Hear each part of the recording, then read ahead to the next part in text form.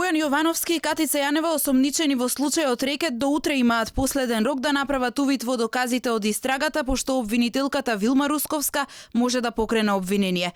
Истрагата за најголемата афера во последните неколку години е затворена само со тројца осомничени, но јавноста и опозицијата веруваат дека таа останува недовршена.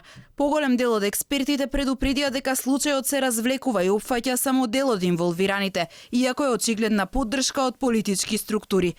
Бојан Јовановски и Јанева се уште немаат дадено исказ пред Русковска. Зоран Милевски Кичеец е во домашен притвор, а жалбите на Јовановски и Јанева беа одбиени. Според ВМРО-ДПМН истрагата е штура и контролирана, а обвинителството сметаат дека ги амнестира нарачателите и вистинските рекетари.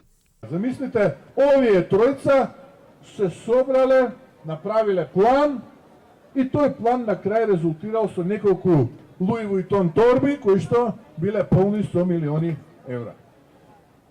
А при тоа заборавија да го споменат и Кики, заборавија да го споменат и Фрики, заборавија да го споменат и Зоки Поки и останатите кои што пак во оној меѓународен сојуз им доделуваат титули. Премиерот Заев очекува пред 15 октомври обвинителен акт за Рекет.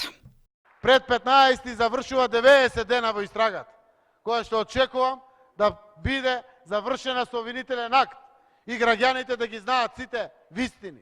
Тоа ќе охрабри правосудство и понатаму да одлучува и исклучиво по устав и по закон и по сопствено убедување. Затоа што ветивме правна држава, владење на правото, право еднакво за сите, еднакви граѓани пред правниот систем. На 23 септември Русковска ја затвори истрагата што се води против Јовановски и Милевски, осомничени за тргување со влијание и перење пари, и за Јанева за злоупотреба на службената положба. Во очекување на обвинителен акт, на власта над глава и виси Рекет 2, против директорот на Фондот за здравство Ден Дончев и министерот Венко Филипче е поднесена кривична пријава за здружени дејствувања со кои оштетиле домашна компанија, но и буџетот во обид да стопираат влез на странска инвестиција во Македонија вредна 11,5 милиони евра.